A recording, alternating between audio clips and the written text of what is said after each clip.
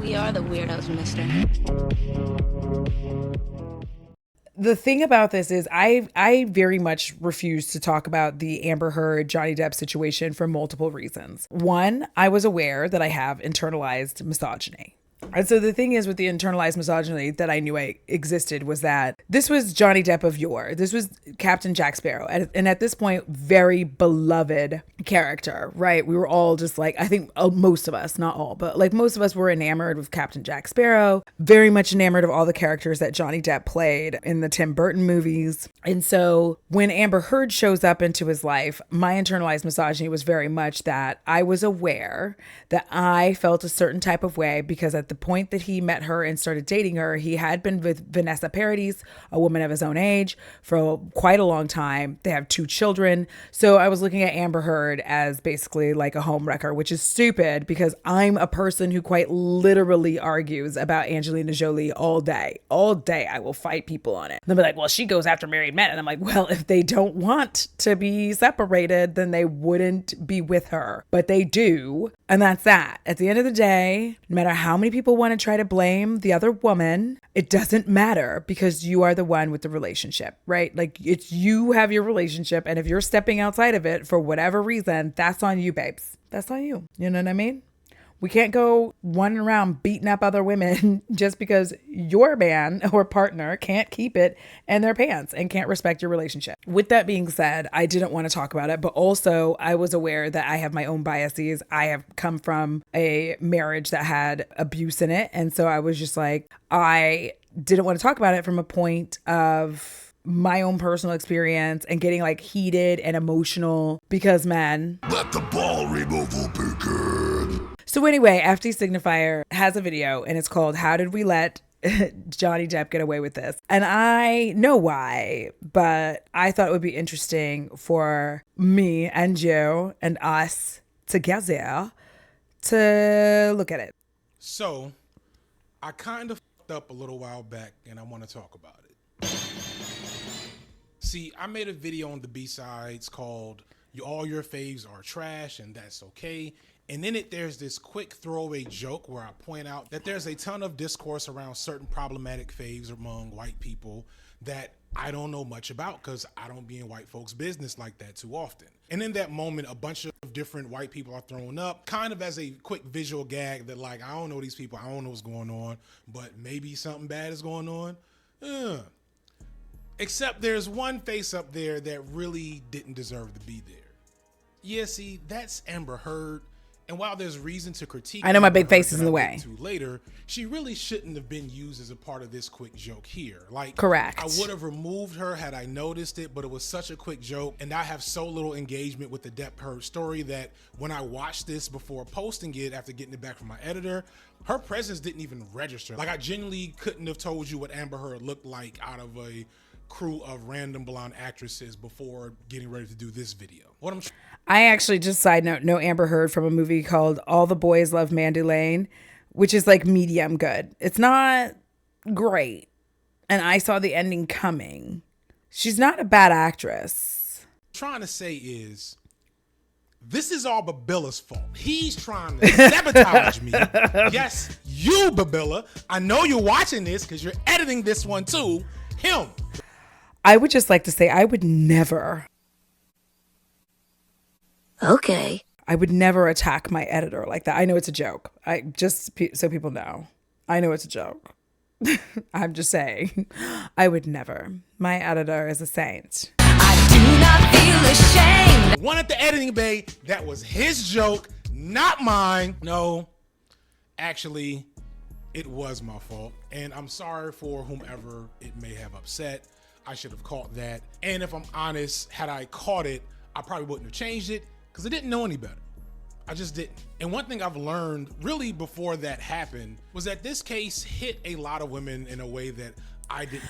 And I think a lot of people didn't know any better. I'm just going to say this. The fact that men and Johnny Depp in particular brought this to the court of public opinion, which is why he wanted to try it in the US and why he did all of the things that he did to make this happen, was because he knew that he could use this opportunity to like take her down and humiliate her and embarrass her. Again, because of the specific type of abuse I incurred, this was actually quite close to what I experienced in my marriage. And so I didn't want to talk about it. Again, I didn't want to come from this like place of being very emotional, but it is so difficult to have conversations about something that you've experienced, especially when you've experienced somebody who's like gaslighting you at every turn and you just like get to a point where you just agree because it's easier to agree than it is to argue. My ex-husband would say like, oh, Audra's got a shopping problem, a shopping addiction. I would agree. It was so much easier than arguing back and forth. Arguing back and forth was really just going to get me nowhere. And then we just wouldn't be talking. And then I would feel even smaller than I did before. I used to think that that was like the alcoholism that caused that, but then he got sober and it was like still just as bad. So it was just like amplified when he was drinking. But he was still an asshole. Like he was still abusive verbally and emotionally on a very regular basis. And I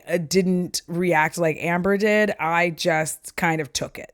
Fully understand. It was something that is almost like an unresolved wound for a lot of people, to the point that there is a groundswell of people trying to rectify the public discussion around this case to this day. If I'm honest, I was initially defensive. Justice for Amber Heard, justice for Meg Ryan. Thank you. Dennis Quaid is what happened to Meg Ryan. I'll have to get into that another day, but Dennis fucking Quaid. Fuck Dennis Quaid. But the way that it can allow you to decide that someone's not a perfect victim, because there's no such thing. There will literally never be a perfect thing. Like I was talking to my editor M today, and I was just like, there are men right now in comment sections blaming literal children for hitting on them and being like, well, she lied about her age. She's 15. That's what you do at 15. You're lying about your age to go see movies. You're lying about your age to get into an 18-up club. You're trying to grow up too fast. That's literally what young people do as a rule. Like as a rule, a large majority of us are trying to grow up too fast. Wish we hadn't. Now we're here. But this case was just one that pissed me off to levels that still makes me mad. And it was bringing me so much joy to see in the past year or so, people reevaluating and coming back being like, justice for Amber. Because a lot of y'all got hooked up on Captain Jack Sparrow, not Johnny Depp the man, who has behaved like this for a very long time. About this because I felt like, I didn't intend any harm, and the whole context of the joke is to imply how I don't know what's going on, etc., etc. But intent doesn't change impact, and the impact is that my lack of knowledge about this story allowed me to place Heard in the same breath as some pretty bad figures in the minds of many. Yes. And that was like putting an abuse victim in the same category as their abuser. 100%. But that's the thing. To most people, Amber Heard isn't a victim of abuse. That perspective is not very widely understood, even in, we'll say, the progressive world of left tube or bread tube. And I find that fascinating and disappointing. Considering the amount of X is bad and here's why videos, I'm shocked to know that analyzing this story hasn't gotten a ton of traction over here on the allegedly progressive side of YouTube. And listen, I'm going to tell you why. It didn't get a lot of traction because if you weren't on the side of Johnny Depp, you were going to experience a large amount of vitriol. My abuse is something that I still have wounds from. It never goes away. There's always going to be times where I'm flinching, or you could offhandedly say something you didn't know was going to be a source that like actually hurts me, right? Like, I was trying to debate if I was going to tell this story or not, but we were supposed to do the flooring in our guest bathroom, which was actually my bathroom. I had switched to making it my bathroom because he just never cleaned the bathroom, and I was tired of being the one to do all the cleaning. And so we were going to try our hand at like tiling on our own. And I'm quite literally waiting for him to get home, and he just doesn't show up. I don't get a phone call. I get no text. He does not show up. So then I'm just trying to do this by myself, and I don't read any instructions. I'm just trying to do it. It wasn't terrible, but it wasn't like something that you would sell your house with, right? By the time he does come home, he is hammered. And I was just like, I was waiting for you. He's like, oh, you didn't get my text? And he's like saying all this stuff. I'm like, you didn't text me. You didn't call me. What do you mean? And he was just like, well, you're no fun.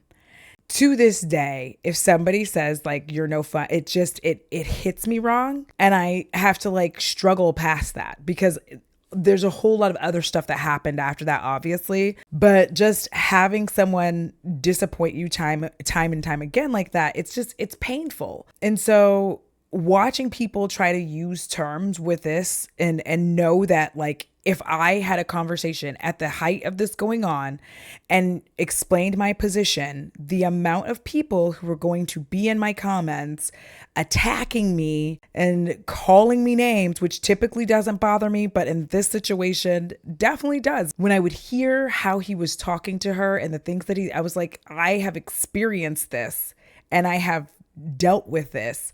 And I was on her side. I immediately, there was some of the things, the transcripts and things like that they would read. And I was like, yeah, he did that. Yeah. And then I started like kind of going back and remembering who Johnny Depp was and who he had dated before he was dating Vanessa Paradis. The whole Winona Ryder situation, I think people just kind of tuck under the rug, but she was not. Anyways. Let's change the subject, because we don't have time to unpack all of that. There was too much stan culture behind him, and it made me literally gag. It goes beyond the case. There's the whole culture behind going after people speaking out in general. And old stigma and victim blaming bubbles up from these people defending him 100%. And then you're having people who have been victims of domestic abuse trying to say, because they didn't experience it this way, that she obviously didn't, talking about mutual abuse, which is not a thing. I'm so sorry. It's not. It just isn't. And please don't bring two people who are addicted to drugs into this, because that's not even mutual abuse. That's addiction. That's a completely different story. When you are talking about being in a relationship and someone is verbally, emotionally, and or physically abusing you and you lash back out at them, that is you protecting yourself. That's not two people are like beating each other up. Like that's not, I don't know where we decided, because men, and I say that regardless of gender, okay? You cannot call this mutual abuse. And I say this because having been in situations where a fight happened and the police refused to arrest the other group who started said fight, and they were like, it's mutual combat. And I'm like, how is it mutual if we did not want to fight? Do you see what I'm saying? Like, yeah, that's resistance, not mutual abuse. Period. And so like when all of this started, I was just like, I'm not going to talk about this because I don't want to bring all that vitriol to my space. I'm still healing from that, especially when it started. I was still getting past a lot of things. I recently, in the past, I think 2 years, finally got a credit card. And I didn't, because my ex-husband would very regularly say things about the way that I spent money and all of this stuff. Part of the abuse was financial, where he would give me things and then take them away. If our finances started to change, it was always me that had to give up stuff. So like, it took me a long time to realize I'm not bad with money. It was just abuse. Fun times. That's the thing I want to talk about here, along with, again, apologizing for that joke. But if you watch me, you know that my videos tend not to be X topic thoroughly debunked. That's just not my skill set. And if you're looking for a video, or if you're watching me hearing this particular angle on this story for the first time and thinking to yourself, I've only heard about mutual abuse and, you know, the abuse of men and stuff like that from this case, this is not. And just a side note, which is just like, it might be shitty. I'm just saying that if that man wasn't guilty, he wouldn't look the way he looks. Because like he went from Johnny Depp to like Johnny Depp overnight. I'm just saying that your actions, your inside starts to come outside. Also, this is an example of a legit good apology. People should take note, in my opinion. Fuck yeah, they should. Because it's like he recognized he had potentially hurt people and he is rectifying that situation. And I really appreciate it. That's one of the reasons why I wanted to talk about this. Not going to be the video that spells things out with a bunch of evidence to show why a lot of people need to change the way they perceive this case. Aside from the fact that I don't have the stomach for that type of stuff, there are also several videos that do this, including videos from notable peers such as Princess Weeks, Mooncat, and Lindsay Ellis. But probably the most exhaustive account of all the missing details and misinformation comes from a creator called Meduson. I'm not sure if that's how you say her name. I apologize for getting your name right, Meduson. Medusa1, no shade. all love intended. She has hours of detailed documentation going through all the ways that misinformation about this story has really been allowed to carry a narrative that shouldn't have been allowed. But I do feel like it's necessary to explain how I went from just seeing it as a mutually That's a big thing. There was so much misinformation. And what kills me is the amount of people who just acted like the case in the UK didn't already say he was guilty of abuse.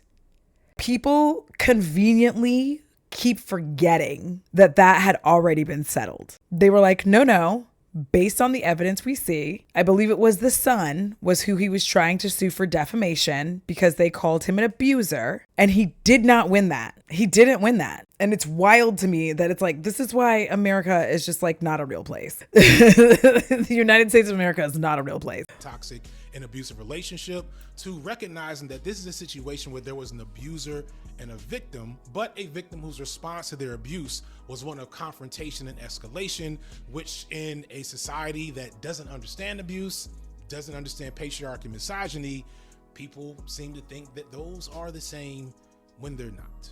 I will also say this. If you are someone who has been in multiples of these relationships, you start learning to be combative, especially if it's not particularly physical.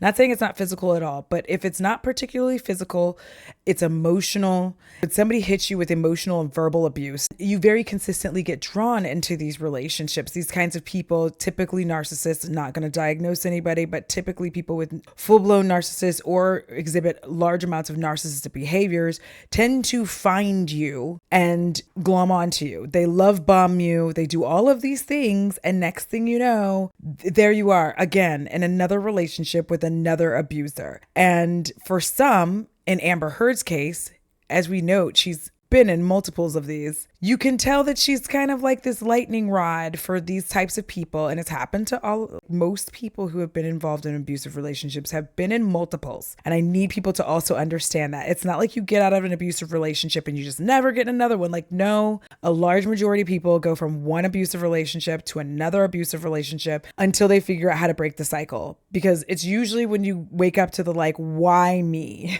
What did I do to deserve this every single time? Because at first it's like, I must deserve this because I suck and I'm terrible. And eventually it starts getting to like, what did I do? Like, I keep getting out of this only to fall back into it. And then there's like a lot of therapy and shit that you have to do to like get yourself together and help yourself so that you love yourself so much that you will not accept this again.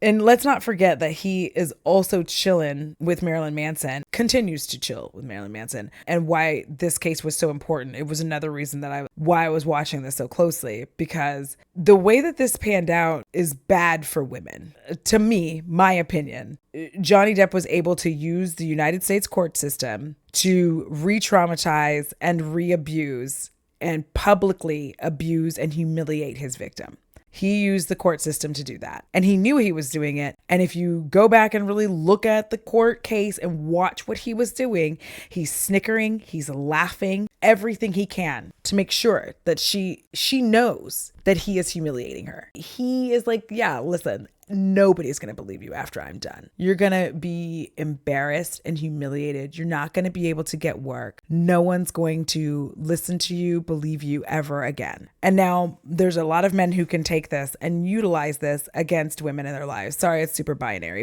For example, the first thing I ever heard about this story, the thing that made me quit it from jump, was this piece of news that Amber Heard supposedly shit on Johnny Depp's bed as an act of revenge or harassment toward him. And I'm sure I'm not the only one who let this be their first and last piece of information on the case. Now, I want to be clear. Contrary to what we'll say red pill types in my audience will like to tell you, I am not the type to believe that women are innocent angels and capable of harm toward men.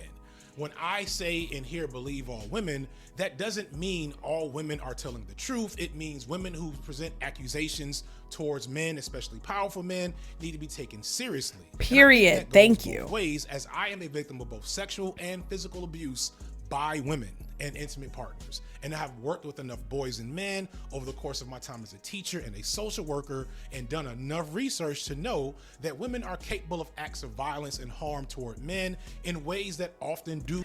And also Deadly Women has taught me a lot. women get away with being serial killers for far longer than men do. People view women as the caretaker and the nurturer, and so they just never believe it. They're like, no, she could never. I'm like, she murdered multiple families. Women get away with it because they're women.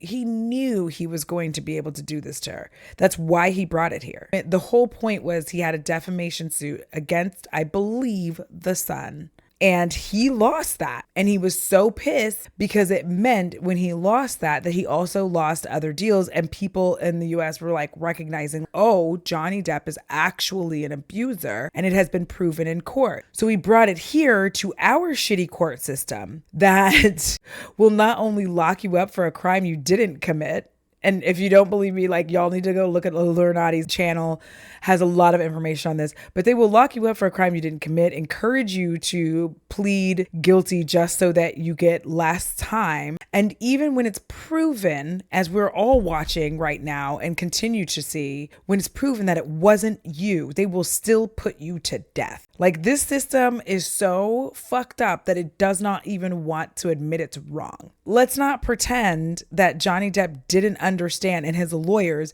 didn't understand what they were doing by bringing this shit over here, where we are going to destroy you. Go unchallenged, and we hate women. Black men in particular are significantly more likely to be victims of intimate partner violence than other groups of men.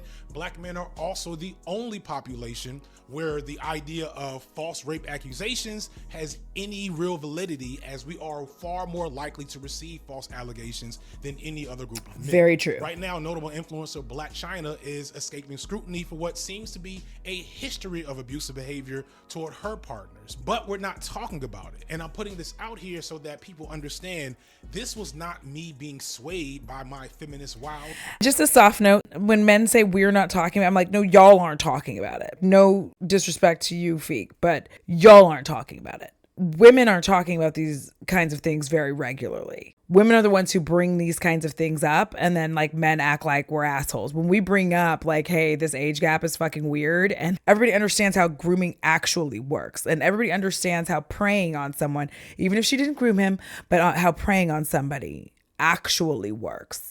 Right? Y'all weren't just two friends and then when you turned 18, you became lovers. That's bullshit. Nobody believes that. Nobody believes that. For fuck's sake. None of us are sitting there thinking to ourselves like, oh, it's a good thing they were friends and then he turned 18. Now they're lovers. They didn't do anything weird before then. We all know how dating works. There was like literally no period between him being under it and then him being of age. And so women bring these things up, men ignore it. Women bring these things up and men ignore it. Women try to advocate for men experiencing abuse, and the men laugh in our faces and say that they weren't abused. My love for bell hooks. This is me just looking at shit that I think a lot of people haven't looked at. And I didn't look at it because when you hear this story about poop in the bed, it's so absurd and gross and repulsive that your natural inclination is, what's the meme? Ugh. Brother, like, I love that meme. What's that? What's that, brother? What's that, people brother? didn't want to know anymore. I didn't want to know anymore.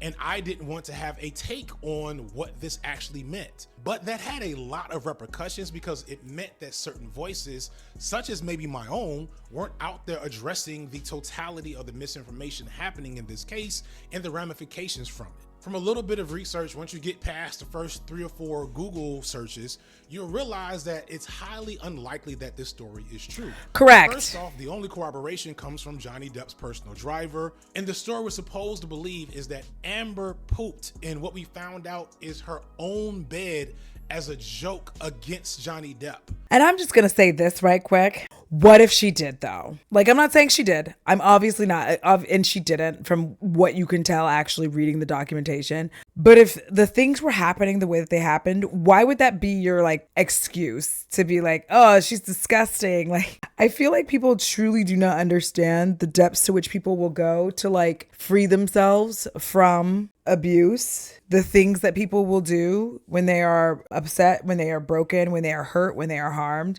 Like, many people will go to extreme lengths to prove a point, to try to like say like, you have to stop doing this to me. You cannot keep treating me like this. Amber's story is that it's possible one of their dogs who has documented bowel issues, which is something that's corroborated by court testimony, maybe shit on the bed because that's something he had done before. Further, Johnny Depp seems to have a thing for poop jokes. He admitted in court during this trial that he himself attempted to get a friend to shit in front of Amber Heard's door as a joke, expecting again they would blame it on the dog. And then there's this weird story about Johnny Depp and his fellow accused abuser Marilyn Manson attempting to poop on their Hollywood star as a joke. I wish I didn't know these things. I'm sorry for inflicting them upon you, but a point has to be made.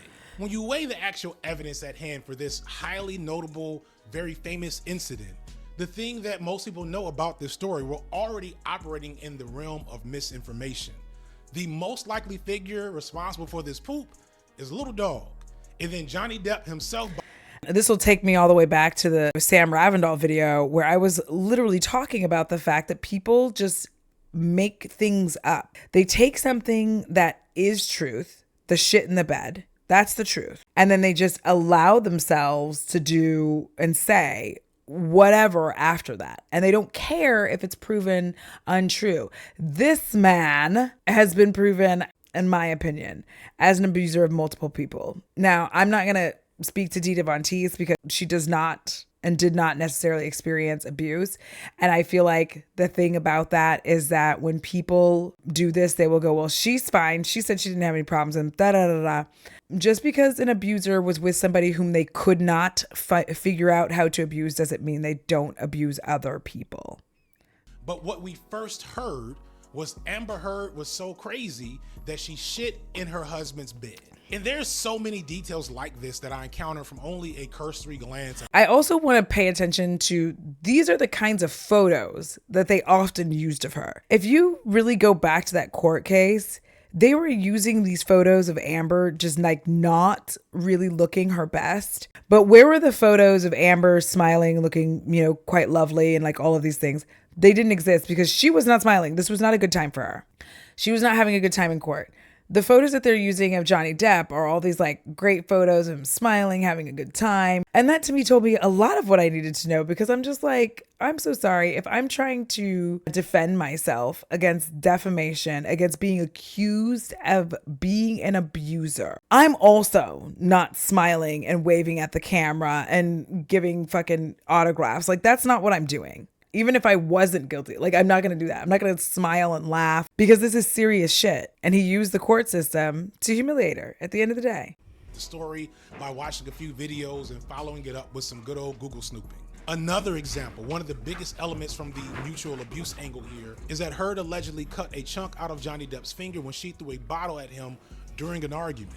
On the other hand, Heard states that they got into a shouting match while Depp was intoxicated and that he got really violent, breaking a bottle and a bunch of other stuff and smashed his cell phone into a wall. So at this point, it's he said, she said, right? And if you just stop there, if you're inclined to want to, you know, vilify women as many of Johnny Depp's supporters are, not all, it's gonna be nice and fair to y'all, a bit, but many are inclined to want to find blame in women wherever they can. You're at a minimum like, I've said this multiple times and I will say it again. When I was in the midst of my divorce, I made sure to take a picture of the shotgun hole in the wall in our guest room where my ex-husband shot off the shotgun while drunk, which again, I was the one who had to be like, I'm pretty sure we said we weren't going to do that while we're inebriated. I don't know why you have the gun out while we're inebriated. Very awkward, not demure, not mindful. And it's pointed kind of in my direction. And then it went off. And then we had to go outside and walk around the neighborhood so that people didn't think that he tried to kill me. So I just need people to understand that, like, especially when alcohol is involved, how exactly would his version of the event even make sense? He was drunk. Alcoholism is a real thing, but he was inebriated at the time that this took place. So why are we believing the word of the person who is absolutely like hammered and has a well-documented case of being hammered and violent? Multiple times, fucking up hotel rooms, like all of this shit. And we're just like, nope, we like him. overnight, Johnny Depp used the blood from his finger to write insults on the walls and the mirrors in the room that they were staying in. And I'm sorry, for me, that sounds more like the behavior of a person who is in an intoxicated, possibly manic state doing manic things than a person that was just assaulted by their wife. One quick aside to give a little more detail. This story of alleged assault by Heard is one that I saw come up a lot in pro-Depp circles, and I wanted to really drive home the speciousness of this story. Depp says that his finger was cut when Heard threw a bottle at him. Heard says she doesn't know how his finger was cut, but assumes it was from him slamming his phone on the wall in a rage while he was high during this fight. Even the doctors that initially treated him the night that it happened said that the injury was more consistent with a crushing injury. Oh, look, facts. That he was still inebriated while being treated. We don't really know how his finger was injured, but considering everything we do know about that night, such as the gruesome aftermath, it's hard to take the story of him being assaulted by Amber very seriously. And again, I'm sorry you have to hear shit like this. At a minimum, I don't hear husband writes insults in his own blood in his wife's hotel room. Thank you. Yeah, that's mutual abuse. Thank I'm not you. a full-on expert in the topic, but I know enough to know how abusers will very often create situations where they can set their abusive behavior and their victim's retaliatory behavior on an equal playing field. Correct. If I hit you 10 times and you hit me back once, whether provoked or unprovoked, that's not mutual abuse. If Depp is an out-of-control addict who constantly creates volatile... That is not mutual abuse. Like, that is not. I'm so sorry. I know people want to believe in this because it allows you to believe that you are not misogynistic, that you don't have internalized misogyny. Believing in mutual abuse allows you to love your faves. You can love your faves. You can go, well, you know, she did this and she shouldn't have done that. No one should hit anyone. Let's just be there. Like, no one should be hitting anyone, period. Obviously, there are situations in which I might throw hands, but realistically speaking, when you're in a supposed loving relationship, there is no such thing as you mutually abusing one another. It's literally protecting yourself. It is literally fighting back against the abuse you are receiving. And if we're going to start on this, like this case of going down this rabbit hole of trying to justify why it should be mutual abuse, you have to recognize that, like, God forbid that ever happened to you and you're in a position where somebody is doing these kinds of things to you. You should not have to put up with that. Yes, you should be able to get out, but getting out of abusive relationships is not simple. I think people just think like, oh, I would never put up with that. I was a person who was like, I will never put up with that. And yet again and again, I ended up in these abusive relationships. That whole idea of if it were me, it's very easy to say outside the club. And this isn't a club you want to get into, but it's very easy to say that outside the club. But I don't think that a lot of people truly understand that first and foremost, a lot of abusers don't start out being abusive. That's not how the relationship starts. It does not start with the person verbally, emotionally, and or physically abusing you. It starts with love bombing. It starts with care. They have to rope you into this thing and make sure you're in good before their ugly, abusive characteristics start to show. It would not work if the first date you went out on, he slaps you in the face. You would obviously leave. You would not stay around for that.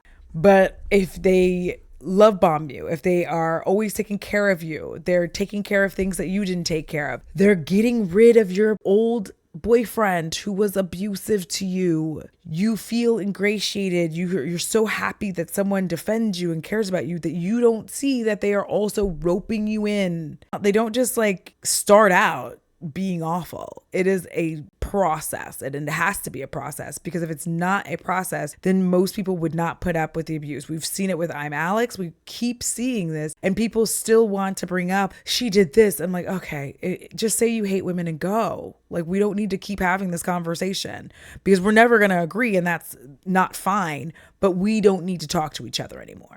And out of control scenarios to which Heard sometimes responds with the same energy. That's not mutual abuse. That's an action and a reaction. This doesn't mean Heard is an angel or that she didn't do harm to Depp in this relationship, but to call this mutual abuse from the things I know make no sense. Now, I know from experience, again, the most annoying people in the world are about to be in my comment section on Twitter and definitely on Reddit complaining about this take and how it's proof that I really...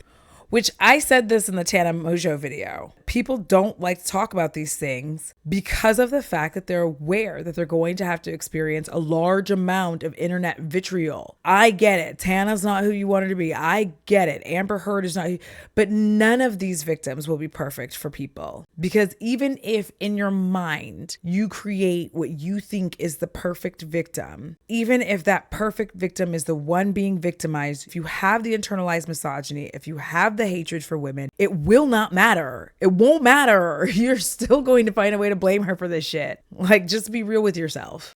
Man, and yada, yada, yada. And that's fine. I don't give a fuck. I really only put this part in to tell you guys that because I know you're watching.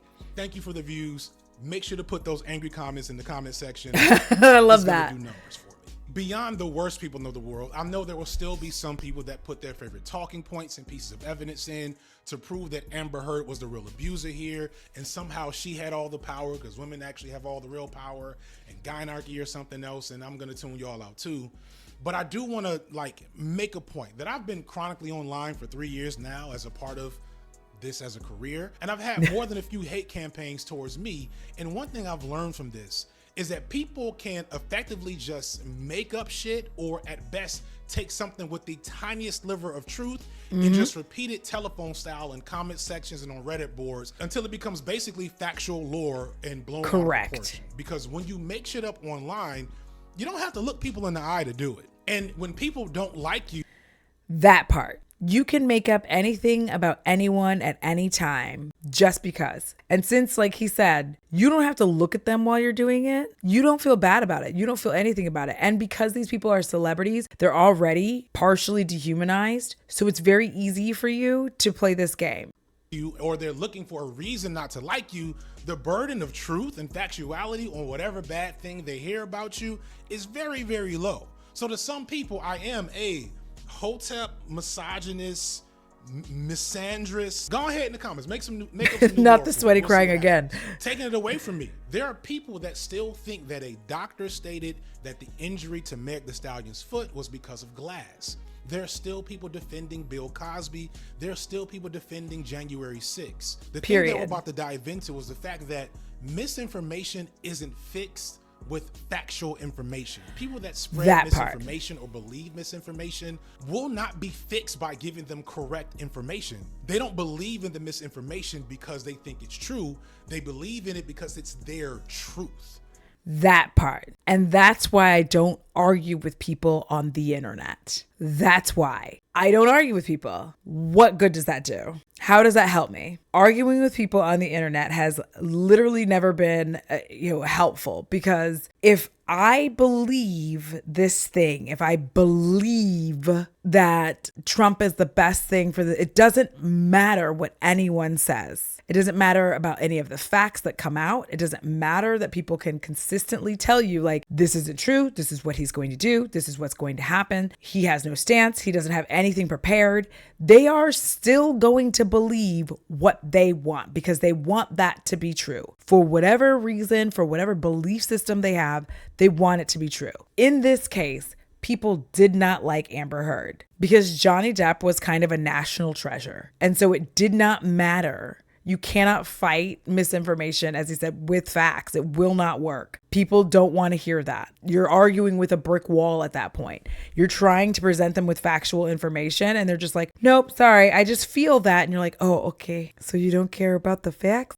I don't know how to help you now. I can't fix that by trying to give you facts because you don't care. That's not the point. Again, I feel like all of my shit always ends up coming back around to like the way in which people get online, say whatever they want, and they don't like you and they believe it because they don't like you, instead of just like actually using some critical thinking and some discernment to go like, even though I don't like this person, Does this mean that that's true? Like with my Michaela Noguera video and that bronzer guy. And I was like, I don't like Michaela Noguera, the online personality. I don't like what she puts out there, but that doesn't mean that she's wrong in this situation. But there were so many people who wanted to believe that she was wrong because they don't like that she's a liar so often when it comes to testing products. So they would much rather be like, nope, she's awful, she's terrible, so I believe this guy. And they supported him. And like, he made a boatload of money off of people just hating Michaela. Okay, boo. Oh, also the weirdness of I'm team. Yes. Like, I'm team Depp. I'm like, I'm not on anyone's team. I'm on team fucking stop abusing women. That's the team I'm on. In this essay, I will explain to you that once again, this is not a situation where people weren't talking about it. I think that large creators could have these conversations. Smaller creators, I just wasn't going to. And especially as a smaller creator who's experienced domestic abuse, I was like, I'm not going to have this conversation. I did not want to deal with that at the time. And healing is a funny thing because people will very consistently forget that when you are healing, it doesn't mean that all those hurts are gone. It doesn't mean you're still not triggered by things. It just means that you are able to move forward and walk in some peace. But it also doesn't mean that I wanted to be re-traumatized over and over again with the things that took place in my marriage and before my marriage and some after. Does that make sense? These polarized factions on any given topic really can't be budged on anything, especially the ones that attach their identity to a specific take on an issue or topic or whatever. And when we talk about some of these red pill MRA types, I've been dealing with them for years now. Some of the motherfuckers are lost. They just are. And period. Fuck them. I do not care. Leave nice them behind. But what this means is if you're trying to address the harm that happens from these disinformation campaigns, what you're really trying to do is amplify the story that you think is closest to the truth so that it takes up as much space as possible and so that others that are interested in getting in the dirt and dealing with these people or with these issues are armed with the information to do so. It's cynical. Like, listen, if I had 500,000 subscribers at the time that this happened, yeah, I would have been comfortable or more comfortable. I'm not ever really comfortable talking about it. I do so at my own risk, but I would have been far more comfortable having the conversation because I would know that I had a large enough audience to combat the angry trolls who would come over and say wild things to me, right? And I would have the ability to have mods and whatnot and people who would actually be able to monitor those comments and hide those people and all of that kind of stuff. Because like, again, engagement for some people is engagement, but for me, no, I won't engage in ugly behavior because that's not the kind of space I'm trying to create. But it's reality. And that brings me to what I really want to talk about in this video, because for the first time in forever, a community here on BreadTube, LeftTube, YouTube, whatever, that usually does or has at least for a good decade plus done a good job of this, kind of folded under the pressure. From a cursory glance at the landscape of, pro Amber Heard or anti-Johnny Depp content, it does feel like a lot of people kind of decided to sit this one out. And I have some ideas as to why. For one, for like 15 years now, since this similar thing happened to Anita Sarkeesian in like 2010, we've seen this pattern play out online multiple times. A woman, almost always white, becomes the target of an irrational and rabid hate campaign for a perceived slight against a man or group of men who was innocent and just a poor little boy, just a little small being. Is it small being? Small bean. It's a small bean. Small bean. I'm as old as you, FD. Get with the times. But you're probably not childish like I am, so I will give you a pass. Little small being Johnny Depp. For Anita Sarkeesian, it was her feminist frequency videos, which just ruined video games somehow. And then 5 years later, it was Gamergate. And then we have the aforementioned Meg Thee Stallion, and most recently Amber Heard. And this isn't counting the multitude of smaller scale campaigns that have happened in between to a multitude of other women. I've heard a lot of people say that the backlash toward Amber Heard is really a backlash toward Me Too. But I kind of disagree with that. I don't agree with that. Anita Sarkeesian and Gamergate are both before Me Too. The backlash against it's just women should not dare to speak out against violence that happens to them. We are supposed to be so quiet about it. Like there's men who literally, I've seen it. I have seen it. I seen it. Will say in a chat that SA doesn't ruin your life. They literally have no concept. And obviously not all men, but the men who believe this is who I'm talking to. So if you're going to get weird, don't piss me off. They have no concept of what that actually does. You are violating the sanctity of another person's ability to feel safe in their own body. That is what that is. Every day we all walk around, our body is like our last bastion. It's not just our home, it is also our body. And you are violating that when you SA someone. That pat on the butt, that grab of the boob, like all of these things.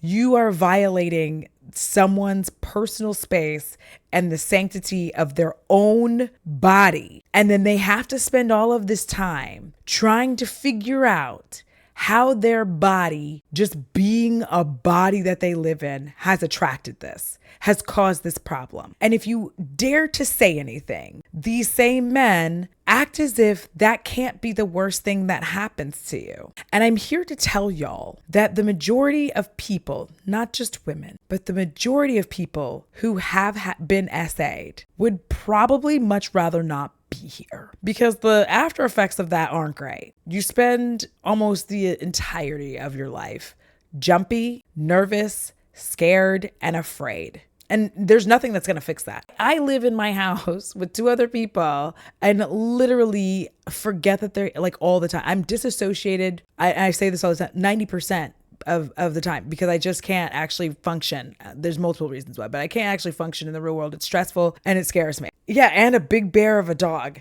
And still, any noise I hear causes me to be like, because of the multiple times I have been assaulted. It doesn't just affect you that one time. It is far reaching. It negatively impacts the rest of your life for the rest of your life. Every aspect of it is negatively impacted. You can't consider going to the store at night because you're nervous walking to and from your car. It's not just a small thing. It's not just like, oh, this happened one time, I'm going to get some therapy. And for a large amount of women, I can't speak for men because I'm not one, it's just ongoing. Most are assaulted more than once. It doesn't stop. The fact that you can't even say anything, and when you do say something, I have like spoken to other men about the things that happened to me, and their advice, like they, first of all, we're not friends anymore, but they would chuckle and then kind of be like, well, you know, you just gotta like not hang out. And I'm like, oh, so you just like literally don't care that someone we both know assaulted me. Okay, all right. I guess that's the life we're living now. I just got to pretend it didn't happen. So we're used to just like stuffing this shit down. And anytime women come out and actually say, hey, I don't actually feel like doing that. I don't want to. I don't want to bury it deep down because it just keeps coming up anyway. The men rush to shut it all down and be like, shut up, you stupid bitch, and look for any and everything that they can find that says that it's her fault. Yeah, Heather, and God forbid you're not conventionally attractive, people won't even believe. 100%. The way that they come out of the woodworks, I swear they're just like in the sewer waiting, and they come out and be like, you're not even attractive, you're black, like all of these things, and you're just sitting here like, okay, anyways, I didn't go to court for that very reason. I was not going to be assaulted in public, which is why I didn't want to talk about this when it was happening, because I was like, no, I see what he's doing. I see what Johnny Depp is doing. I see that he is using the court to assault her, demean her, and abuse her again. And I was just like, I can't deal with this. That's a lot.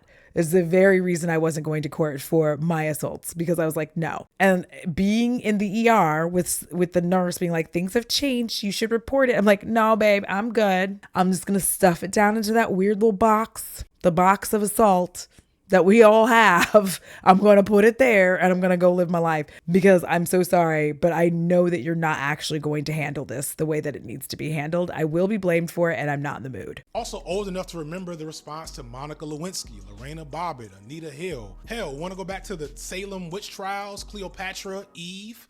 This is just what the world is to an extent for women. And today on the internet, it gets to be magnified and monetized and amplified for clout and clicks and, you know, public branding or something. It's created whole movements and careers for marginally attractive or outright ugly guys in beards to yell at the screen about wokeness or DEI what was the thing a couple of months ago? Little Baby Incorporated, Super Baby Incorporated, you know, I need more fuckable women in video games. Whatever the new nonsense is. That is what this is about. And that's what it's always been about. Especially when the campaign is also in service of a powerful or popular man. So Correct. This means two things. For one, it's exhausting and difficult to be righteous. And just to add to that, it's not just a powerful or popular man. Like, yes, Johnny Depp was at the center of this, but this case impacts all men, all of them. Once you set a precedent, that's the point. With these types of things, because the voices against you will be loud, innumerable, and inexhaustible. They will be arguing with the backing of the status quo, and it won't just be right-wing red pill men. Correct. It will be genuinely most people, men and women alike, right-wing nut jobs, moderate centrists, and even some so-called progressives. And if you stand against those groups in the name of a victim, you're literally going against the natural order and opening yourself up to so much scrutiny and hate. And these are the same men who will, like, I don't know if y'all remember this, but there was this TikTok thing where they had invented, if you were out and you had a cup, there's like a topper that you would be able to put on the cup and your straw would go inside of it to help prevent people from drugging you and taking you out of the bar and doing what they will. And the way that men will always act as if you're being over dramatic, and it's like, no, we have to do this. We have to protect ourselves, all the way to the point where if they see a video of a woman learning to shoot a gun, learning any kind of self-defense, they're still there to tell you it doesn't matter because they're bigger and they're stronger than they can't help themselves. They can't help but tell on themselves. Literally can't. And, I'm getting like infuriated because they show up. They always show up to be like, you're still not stronger than me. And you're like, why would you comment that? You fucking psychopath. They will also tell you that you need to protect yourself, but also be the same ones to tell you that you can't protect yourselves with answer. Like, we can't win. We live in a world where like way too many men feel comfortable trying to fucking scare women. And the fear is the point. So it better be damn worth it, which brings us to my next thing. Despite seeing her as a Creep victim Twin. of abuse, I don't like Amber Heard. I don't. Fun secret, neither do I. I don't like Amber Heard either, which was another reason I didn't want to talk about the case. And not because I don't find her as sympathetic as a victim. I just don't like her and how she portrays herself. There's nothing wrong with that. I can still believe you as a victim and not like you. That's fine too. Not feeling it. I'm going to try to be careful here because I don't want to mince words too much or give too much fuel to the hate campaign that she's still suffering from. Because I didn't find her to be a good actress. And I felt like she kind of plays like the same character in like literally everything. She's just like really beautiful. And like, that's kind of it. Her acting is kind of wooden. And again, back to the internalized misogyny of it all. I had an issue at the time with her being significantly, I feel like 20 or so years younger than Johnny Depp when they got together, breaking up a happy family. She's the evil part of that. And since I knew that, I was like, we're not going to talk about it because you're going to very consistently have to deal with your dislike of her as a person and try to talk about this from a perspective of it doesn't matter though, because she's still a victim of abuse. The end. Read that like right after Johnny Depp, she dated Elon Musk. And it's like, Yeah. damn. Oh, when I see that piece of information, To be it fair, makes me see Amber Heard as a great microcosm for how white-centered feminism victims of abuse tend to move from one abusive relationship to another. Sometimes they're lucky enough to actually fix it and stop the pattern from happening. And other times, unfortunately, they don't live to continue. is fundamentally broken. While I think it is somewhat inaccurate to say this was explicitly a response to Me Too, I can't deny that as a factor, but that brings me to the fact that the Me Too movement was originated by a black woman who was almost immediately erased from the movement's public That's visibility always. once white women became a part of it. And it was op-eds like hers. The op-ed of Heard, by the way, was kind of the starting point of Depp seeking revenge through courts. It's a long story. Again, check out those other people. But that op-ed is a That's perfect the op-ed example that of how caused erasure him happened. I don't think Heard was to thinking sue the about Sun. erasing black women when she wrote it, but the way whiteness and white feminism work, you don't ever have to think about the consequences of it because... Well, she wasn't thinking about black women at all. Like, she wouldn't, why would she? She's a white woman in Hollywood. Like, she wouldn't have to think about us at all. unfortunately. That's why we very consistently talk about intersectionality and how important it is because of things like this. But also, I will throw in here as well that she was talking about her story. And I feel like there's a level sometimes, not all the time, but in this case, she was speaking on her story. And I didn't feel like she necessarily had to speak up for the stories of Black and brown women who've experienced such a thing, because what would she know about that? She's a blonde, blue-eyed white lady. Victims are rarely likable, and that never diminishes their victimhood. Yeah, that's actually true. A lot of victims are very rarely likable because most of us can say we've been in a situation where we may have had too much to drink. We are in a situation that we probably shouldn't be in, that we've known we shouldn't be in, behaving in ways that normally we probably wouldn't, right? You still don't deserve to have anybody violate you, period. I don't care how drunk you were. I don't care how much Molly you took. I don't care about the heroin. I don't care about the cocaine. I don't care if you were tired and you slept somewhere you probably shouldn't. I don't care if you just like met these guys. I don't care. I don't care. No one should be able to do that to you.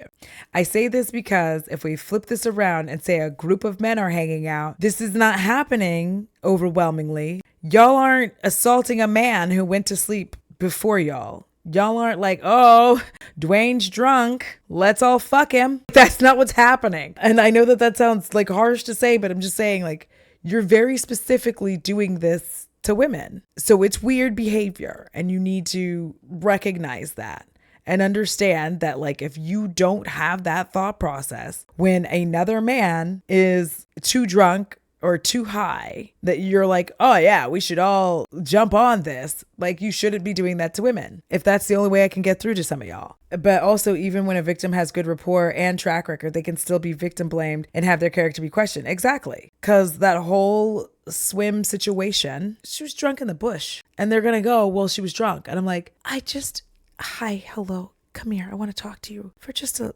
moment. Just a little sec. I have to question what kind of thought process you have if you see someone unresponsive and think to yourself, that looks like a good time. Not only should you seek therapy, but like maybe like societally, you need Jesus, Allah, whatever it is, like you need that because there's something fundamentally wrong with you as a human being. Just wanted to throw that out there. You're right there within it. And to be fair to Amber Heard, from what I understand, the op-ed ballooned far outside of the original intentions that she had in mind for it, due to editors and writers at the Washington Post that knew that a pretty white woman talking about being abused was going to mean clicks and ad revenue, and that's all that mattered. But I do think that in Heard show this profound way that white women are tethered to white men in our society. As I mentioned in another video, white women are the only population that is so clearly split between trying to be seen as an oppressed group while also in many ways supporting and identifying with their oppressors. I know. Just over half of white women regularly vote for Republican and conservative candidates, even as they prove over and over that their goal for them is the handmaid's tale. Historically, white women will have things like that happen over and over and then still fail at allyship with oppressed people. In America, the suffragette... Because white women are white first and women second. That's how that works. While lobbying for their own right to vote, lobbied against to vote for black people. Some of you that watch me know the jaw-dropping story of the white woman that changed Sojourner Truth's "Ain't I a Woman" speech so that she would sound more like a slave. Margaret Sanger, a hero to reproductive rights nationwide, also supported eugenics for women of color. And let's not forget the long history of white women's false claim about black men's sexual violence being a running theme That for part. racist terrorism in America. Like literally hundreds of riots, thousands of dangling bodies on trees because a white woman lied on a black man. That is history. That is not Hotep conspiracy theories. That's not apologia. That's facts.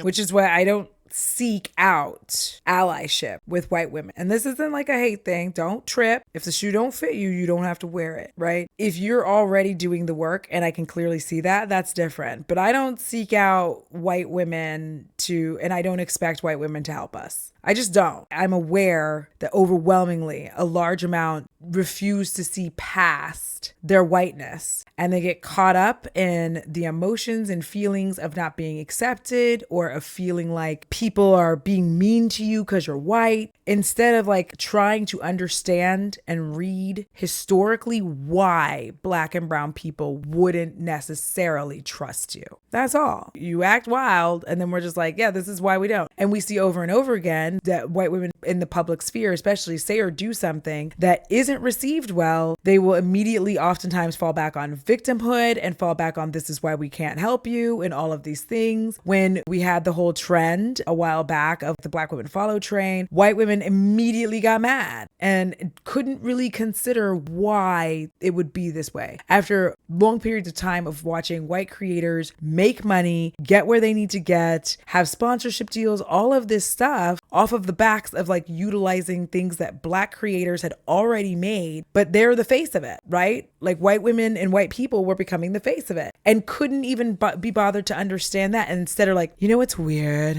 It's like, what would happen if we had a white woman follow? And you're like, oh my God, stop, take a breath and like consider why this exists. It's a thing I do very regularly. I just take a moment and try to figure out why something exists. Why would an HBCU exist? Oh, is it because Black people weren't allowed to not only not go to college, but they couldn't go to college with white people? So they had to create colleges for Black people so that they could get the higher education that white people were getting so we could support our own communities? Oh, well, that's why. And also, please don't forget that we are always, as Black people, forced to allow everyone else into our spaces, whether we want to or not. We have to have an open door. We can never close the door. Because here's the thing, I see white women who are actively working all the time to be actively anti-racist, who are out here trying every day to gather up their white sisters to be like, hey, you probably shouldn't do this, and this is why. Taking on the labor that has historically been pushed onto Black women and Black people to have to do. And they've recognized and understood that like that kind of shit should not be our job all the time. And they're starting to take that on and go, hey, I'm gonna bring y'all into this little club over here and explain why it's this way, because Black people have been through enough, and I don't think it's fair for you to expect them to provide even more labor to you. So I'm going to help you with that. That's what we're talking about when we're talking about allyship, not a black square on Instagram. Thank you. I am not inclined to respond to the calamities of white women when they are harmed by white men, greatly because historically the exposure to that harm for so many white women is preferred over actual solidarity with other oppressed people. And yes, I do say other oppressed people because despite this paradoxical situation, white women are still very much oppressed by white men. I bring all of this up because it's wild. What hit me about Amber Heard is that there was a genuine lack of Black attention paid toward her case. And I genuinely think that's why a lot of people didn't come to her defense, because in this...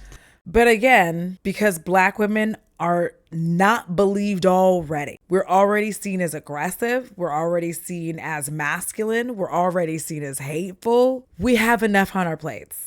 I'm sorry, FD, but we have enough. It gets to be too much. We can't do it all. We could literally make a video about like making chocolate chip cookies, and there's going to be somebody in the comments calling us hard R, monkeys, gorillas. Like these are things that we just existing online, we have to deal with.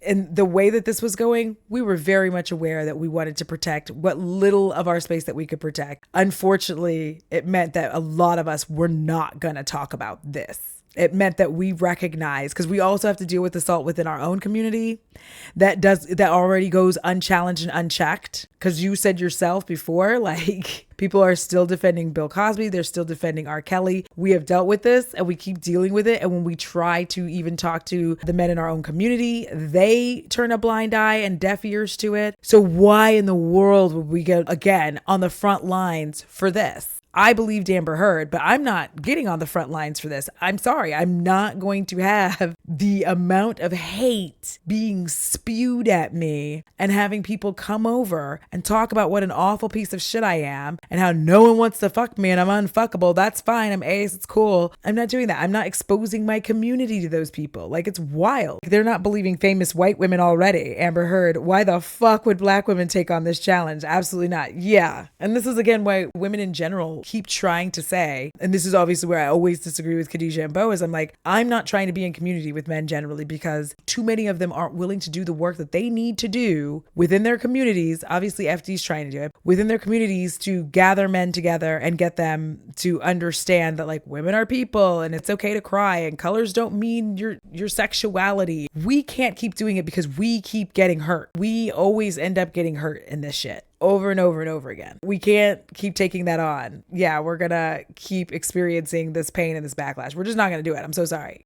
But continue. Perverted way, if black people aren't pointing to the injustice, it's almost like certain politically inclined folks don't think it's real or don't think it's serious, or more importantly, don't see any value in it. And we have a case study of this that just happened with D'Angelo Wallace after he made a video about Cody Ko and his alleged assault of Tana Montague. It was his black voice. And let me just say again, not just black voice, okay? Let's gather together and let's say this together. Black male voice. There is a reason that black women in general have started moving away from commenting on it because we're not gonna take this. We can't. This is where we need men. It's why I don't necessarily get in solidarity with men, because this is the place where we need them. We need y'all to take this shit on and start having the conversation that you are having now that's several years later, right? And I'm still glad that you're doing it, but we should not have to be at the front lines of this every single time, because we've been at the front lines and we are consistently getting beat about the hands and face every time we try to have these conversations. And God forbid we try to have them online.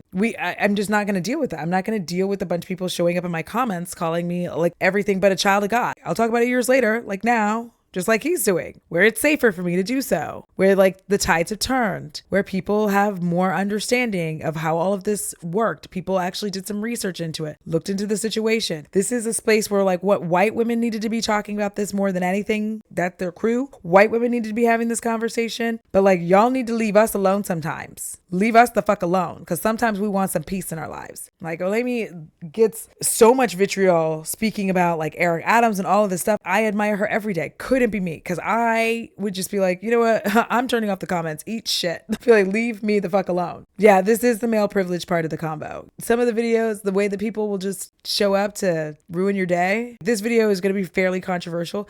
Promise you. I'm not looking at the comments after like probably 24 hours, if I even make it that far, because I know it will get weird. I'm not going to like allow myself to destroy my mental health by looking at that. I think this is a huge thing. I have tons of both white and black dude friends who are all solidarity when they're around any women, but behind doors, they won't call their dudes out. Period. And that's what we've been saying. Y'all have to start taking care of your own, because we can't keep doing this emotional labor for y'all. I fully agree. Men's mental health does matter. That said, why aren't they making it matter, right? Why is it a woman's job to make it matter while they're spending all of their time criticizing us and judging us for the communities and the spaces that we built to support each other and love each other and understand each other? While they're judging us for doing that, maybe if they created some of those spaces of their own, they wouldn't be so fucking lonely. Maybe instead of protecting and safeguarding all the money and the assets you actually don't have, maybe you could focus on protecting and safeguarding each other, but not in the boys will be boys way, but more so in the way of holding each other accountable, which I know makes you guys uncomfortable because you don't actually speak to each other, but that's a whole different conversation. Because it physically attacks us. Literally physically attacks us. I promise you, if I put up a comment that was just like this comment if you tried to be there emotionally for a man and he took advantage of it and essayed you instead, there would be too many likes on that comment. And that's why I'm not going to do it, because I don't want to be depressed. In his platform that got the rest of the left-wing commentary space to get active on this story that had been bubbling below the surface, what I understand, for months, if not over a year, if not years. And Tana, much like Amber Heard, was not a perfect victim, was not the image of abuse that we are comfortable defending, which also brings me to the real insight I want to share about all of this. The biggest reason to me that Amber Heard was left out to dry by so many people isn't just because she wasn't an imperfect victim, but because we are very much imperfect advocates and allies. And in that, I mean... And like I said earlier, there's no such thing. There will never be a perfect victim. The majority of your victims actually do kind of look like this and deal like this. And I'm not saying blonde and blue-eyed, but I'm saying quote unquote problematic behavior, act a little wild, have a good time. That's literally part of growing up. And I feel like that's a thing that we forget about Tana, which is why I made that video like talking about her a long time ago. I was just like, we kind of forget that she was a child for a lot of her big come up on YouTube. And I'm not sure if people just don't understand what growing up, but growing up is pushing boundaries. It's doing wild things. It's doing things you probably shouldn't do. It's a lot of times it's like the first time you're away from your house, you're able to like make decisions on your own. You don't have a curfew. All of this shit is part of growing up. It shouldn't include dealing with being assaulted just because you are also trying to grow up. Because I'm saying like young men, oftentimes, not all the time, I don't know what young men go through because I'm not one, but overwhelmingly, a lot of y'all just get to like drink and have fun and like do whatever it is that y'all do, and closet homophobia, which is not good. But young women don't really get to have that experience. We have to worry about like making sure that nobody's getting drugged while we are out partying. Like we can't have fun. But even in front of us, they don't always protect us. Do we need to go back to the woman who was hit with a brick? Thank you. She was surrounded by men and only one man came to defend her. And the way men were so quick to call themselves protectors and providers, but then be like, I'm not protecting and providing for some woman I don't know. I'm like, which is it, Sway? What do you mean? Y'all are weird because women do this shit for other women all the time. The amount of women who have been in a bathroom where they're protecting a girl, another girl from a guy, like that's why we love the bathroom. That's why women are the way that they are in clubs and bars and they make drunk friends the way that they do, because we will die for each other at this point. Like we're like, no, don't you talk to her. She doesn't want to talk to you. So when men say this shit, I'm just like, you're not providers. You're not protectors, because women do a better job of protecting each other than y'all ever will at this point. No hate, but like also all hate. There wasn't much to gain for advocating her. And conversely, as I said earlier, there was a lot to lose. And that should tell us a lot about what allyship is based on when it comes to social media and these platforms. So much of managing this type of career is managing clout and brands and responding to what the market and people seem to want. And I'm never going to be overly critical of that because I don't think there's anything wrong with that as a content creator. People play the hits because the hits are good. It is what it is. Yeah. But we're also influencers, or I prefer to look at us as journalists, educators, maybe even documentarians. And in that social regard, media creator, our job is to tell people what we think they need to hear or learn about a given issue, even when it's not popular or easy to do so, or more specifically, when there's not a ton of value in it. There was no market demand to amplify the parts of this story that exposed Johnny Depp as the real abuser. In fact, it was the opposite. There was much more value in showing Amber Heard to actually be the abusive party.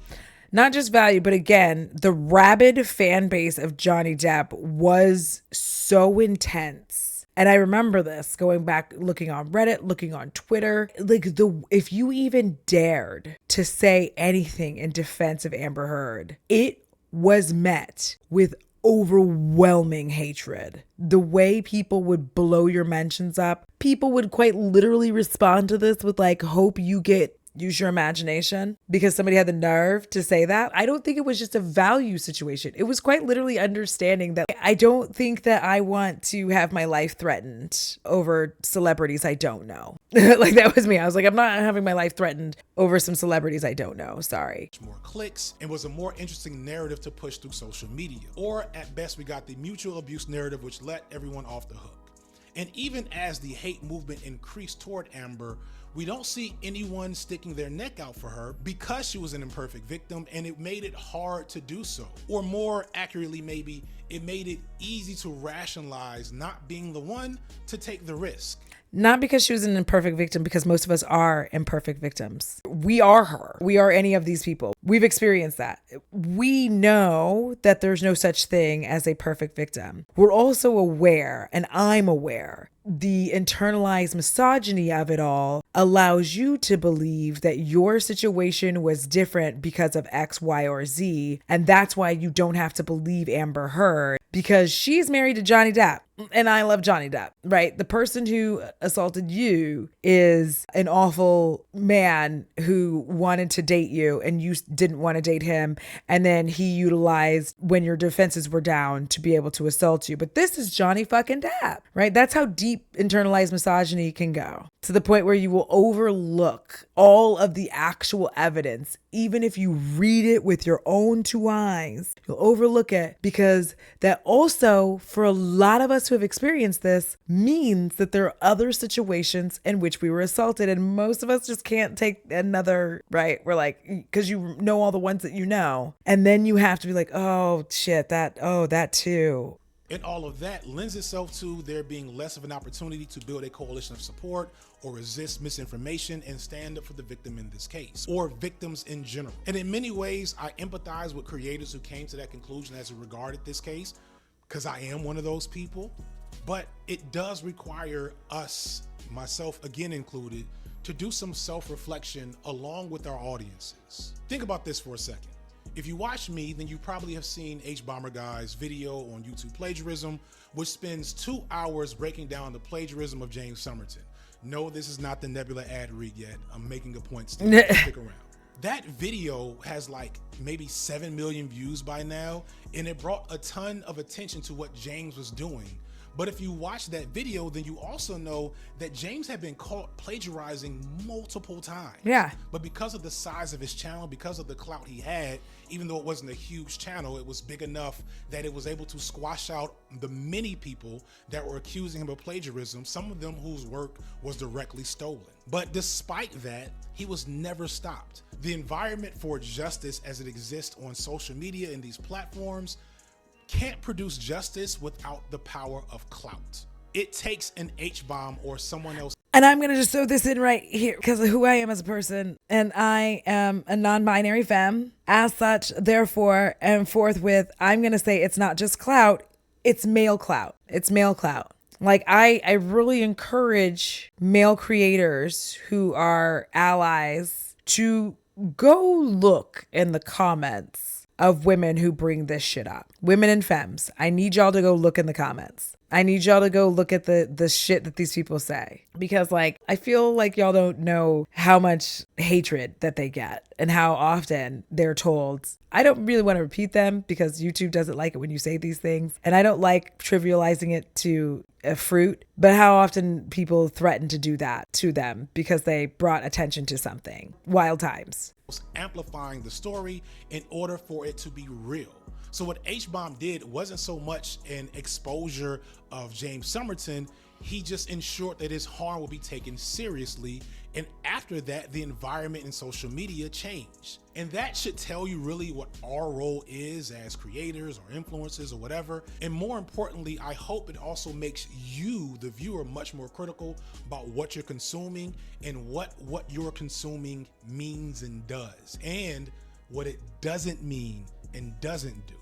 This type of content is still media. You are not immune to propaganda. Period. In the righteous space of breadtube/left tube or in cornbread tube is a manufactured sphere of influence that reflects a specific reality and a truth, but not the reality and the truth. Because that's true. At best, we will just reflect what we think you all want, and at worst, we'll sit on our hands when we think what you all want. Well, yes, if this is your full-time job, I'm going to throw that out there. Because this isn't my full-time job, I'll just say whatever the fuck I feel like for you to say, because whether you want it or not, again, I know my 579, so I'm good. An abuse victim suffers a massive harassment campaign, and abuse victims everywhere feel like their stories and experiences are being erased and unheard by the people who purport to care about them. I mentioned earlier that several people talked about this issue before, such as my label mates, Princess Weeks and Lindsay Ellis. Princess even makes a short appearance in a Netflix documentary, which again, not perfect, but will give you a little detail on how this was fucked up. And Lindsay discusses Amber Heard in her video about Yoko Ono and the Beatles, drawing a connection between the bizarre hate campaign that came against Yoko Ono after John Lennon's death and what Amber Heard went through, among other things. It's a masterwork of a video essay that is finally now on YouTube. And that's it. That's all. That's the video. So, in conclusion, thus have we learned today? We have learned the importance of being able to change your mind. We have learned the importance of some discernment. We've also learned that sometimes men just don't recognize and or realize that, FD himself admitted to being a victim of assault, but a lot of men aren't willing to do that. But also that the men really have to take some more reins because they have to recognize and support and do a lot more to support non-binary femmes and women as well in content endeavors when they want to talk about these things and be a part of that, so that they're not just left alone and adrift having to deal with this and having to deal with the hatred that comes their way at the end of it. Some people don't mind. Some people can just do it, but I can't because I am not mentally stable. I'm just not. I'm not mentally stable enough to deal with that much. If you're watching on YouTube, which now you are, I am so pretty and so are you. Until next time, also subscribe if you want, like it if you want. All right, I'll see you. I don't know, next week or... Yeah, you know what, let's play it by ear.